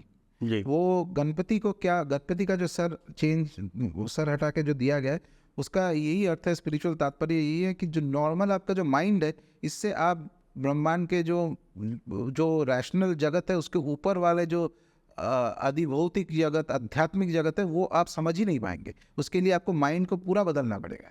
और वो ही चीज़, उसी चीज़ का प्रतीक है कि उनको वो जो उनका जो माइंड नॉर्मल ये है, गणपति का माइंड, वो सर चेंज करके उसको जो गजमुख दिया गया, वो नॉर्मल गज नहीं हुआ। तो कुछ पुराणों में तो डिस्क्रिप्शन अभी मुझे जितना याद है कि वो ऐसे वैसे नहीं था। वो शिव ने बताया था कि वहाँ पे जाओगे ऐसे वाला मिलेगा, ये लक्षण होगा, उसका असर जो है उसको लगाना पड़ेगा। तो it is like a transformation. ये होता है साधक में, होता है साधना करते करते एक समय पे आपका नॉर्मल माइंड जो है, माइंड का दो ऑप्शन होता है। एक तो कि आप अद्वैत में अगर जाएंगे तो माइंड को ख़त्म ही कर दीजिए, जिसको नो माइंड कहते हैं। इसको माइंड ही ख़त्म हो गया, फिर तो आपको सिर्फ आत्मा ही दिखेगा, फिर आप वो एक अलग अनुभूति है। और दूसरा है कि नहीं, माइंड को ख़त्म नहीं करना है, माइंड को पूरा परिवर्तन कर देना है। एक मतलब जैसे कि रिप्लेस ही कर दीजिए आप, एक नया माइंड आया गया है और उस माइंड से आप पूरा दुनिया को आप देखिए। जैसे सॉफ्टवेयर आप चेंज कर रहे हो, वैसे फिर आपको सडनली जो आध्यात्मिक अधिभौतिक जो रियलिटीज़ है, जो अभी रैशनल माइंड पहुंच ही नहीं पाता वहाँ, वो चीज़ आपको दिखने लगेगा। वो आपका पूरा परिवर्तन हो जाएगा। फिर वो व्यक्ति जो है वो सिद्ध आत्मा बन जाता है। ये भी सिद्ध है, लेकिन वो है कि जो संसार में रहते हुए कर सकता है। क्योंकि वर्ल्ड में आपको एंगेज करना है तो शक्ति लगेगा, और वो स्पिरिचुअली एंगेज करना है तो माइंड को चेंज करना पड़ेगा। दोनों में ही एक चीज़ कॉमन है, माइंड को बदलना पड़ेगा। या तो आप माइंड ख़त्म कर दीजिए, नहीं तो माइंड को बदल दीजिए, कि नॉर्मल माइंड ये चीज़ प्रोसेस नहीं कर पाता है। ये जो दुर्गा सप्तशती है, जी, वैसे तो पौराणिक मार्कंडेय पुराण में आया हुआ है, लेकिन क्या ये भी एक शाक्त पद्धति का ग्रंथ है? एकदम। और दुर्गा सप्तशती का तो मतलब क्या ही बोला जाए, तो एकदम अल्टीमेट शास्त्र में है। पूरा 13 अध्याय जो है, 13 अध्याय ही मंत्र है। इतना पावरफुल मंत्र है कि वो जो ऋषि उवाच है वो भी मंत्र है। 700 श्लोकों में जो मंत्र ये किया गया है, इसका तो तंत्र में बहुत बार मेंशन आता है कि इसके साथ अगर इसके अंग जो है इसको लगाया जाए, यानी कीलक, कवच, आर्गला, नवार्ण मंत्र इत्यादि से लगाया जाए तो वो एक माला मंत्र बन जाता है। बहुत powerful, very very powerful. Durga Saptashati ऐसा है कि जो इस कलयुग में मतलब बोला जाता है कि कलौ चंडी विनायका, तो ये फेल नहीं होता है अगर कोई पद्धति के हिसाब से साधना किया जाए। बट हाँ, ये भी है कि चंडी परमेश्वरी, चंडिका परमेश्वरी जो देवी है अति उग्र, उसका वर्णन भी है, उग्राति उग्र सौम्याति सौम्य, कभी बहुत उग्र बन जाती है, कभी बहुत सौम्य बन जाती है। तो वो जो साधक है, और ये गुरु का काम है, साधक खुद अपने आप को सेल्फ एसेस नहीं कर पाता है, क्योंकि हमारा अपना बायस तो रहता ही है ना, हमको लगता है कि हम कर पाएंगे, लेकिन एक्चुअली कर पाएंगे कि नहीं वो तो कोई मेंटली बता पाएगा। तो ये जानना जरूरी है कि जो भगवती का स्वरूप है चंडी में बहुत ही उग्र, बहुत तीव्र है। तो तीव्र उग्र स्वरूप का जो पूजा होता है उसमें थोड़ा सा उग्रता अपने अंदर भी आएगा, ये रिफ्लेक्शन होता ही है। जो देवता को पूजेंगे उनका जो क्वालिटीज है कुछ साधक के अंदर आ जाता है। तो इसमें फिर ऐसा नहीं होना कि अब मैं देखा हूँ किसी से चंडी पाठ करते हैं, हम लोग तो चंडी पाठ बोलते हैं ना, चंडी पाठ नित्य करते हुए एग्रेशन बढ़ जाता है, कभी एंगर बढ़ जाता है। It is part of the process, क्योंकि वो देवी का जो शक्ति है इतना तीव्र शक्ति थोड़ा बहुत आता है। लेकिन हाँ, दुर्गा सप्तशती और चंडी पाठ जो एक ही चीज़ है, उनका जो प्रेज मैंने क्या नहीं हो सकता है तंत्र में, तो मैंने पंचमुख से प्रशंसा किया हुआ है कि कोई एंड नहीं है, what can be done with this, with Durga Saptashati. इतना भी बोले जा रहा है कि दुर्गा सप्तशती को मतलब कोई आर्मी अटैक करने आ रहा है उसको भी आप रोक सकते हो उसके पाठ से। हाँ, लेकिन इसमें बहुत क्राइटेरिया है, करते तो इंडिया भर के बहुत लोग हैं, उसको पद्धति से करना पड़ेगा और उसको वो कंसंट्रेशन होना चाहिए, वो सब चीज़ फैक्टर्स है। देखिए इतना आसान है, भक्ति जैसे मैं बता रहा था तो सिर्फ भक्ति से ही हो जाता है, लेकिन भक्ति हम शिव, पार्वती, दुर्गा, काली इतना नाम तो ले रहा हूँ, कोई आ ही नहीं रहा सामने, क्योंकि भक्ति भी नहीं है उतना, शुद्धता तो है ही नहीं, शुद्धता है ही नहीं, इसीलिए तो साधना करना पड़ रहा है। जी चलिए, अंत में आपसे ही पूछते हैं कि अगर कोई तांत्रिक हमारे ऊपर कोई प्रयोग कर रहा हो तो उसको कैसे रोके? ये तो अच्छा, सीरियसली अगर इसका जवाब दिया जाए तो पहले हर केस अलग होता है, लेकिन सबसे बेस्ट मेरा मानना है कि कुछ तो अपना साधना होना चाहिए। कोई भी देवता को आप मानते हो ना, उनका स्तुति पाठ कीजिए, उनका कोई मंत्र जप कीजिए, उनका कवच पाठ कीजिए। तो जो रेगुलरली एक चीज़ करता रहता है, एक से आधा घंटा भी स्पेंड करता है, 6 महीना करता है, तो उसमें एक नेचुरल प्रोटेक्शन होता है। इतना आसान नहीं होता कि कोई आगे कुछ कर देगा। ज़्यादा काफ़ी सारे इंस्टेंस में कुछ होता भी नहीं है, ये मन का भ्रम भी होता है। ऐसे भी मैं बहुत देखा हूँ, वो लगता है कुछ दुर्बल मन के जो लोग होते हैं उसको बहुत लगता है कि मेरे ऊपर कुछ कर रहा है, ये कर रहा है, शायद कुछ नहीं है, शायद हो सकता है कि ग्रह का कुछ गोचर पे कुछ चल रहा है। मेनी थिंग्स है, डायग्नोसिस भी इतना आसान नहीं है। बेस्ट ऑप्शन है कि कोई भी साधना आप ठीक से करते रहिए, तो आपको ऑरा, आपका ऊर्जा जो है उसको बदल देगा और ऑटोमेटिक एक प्रोटेक्शन आता है। जी जी वो बहुत ही आनंददायक परिचर्चा रही जी। राजर्षि नंदी जी, आपका बहुत बहुत धन्यवाद, दर्शकों का भी बहुत बहुत धन्यवाद। जी। जय हिंद, जय भारत, वंदे मातरम। नमस्ते।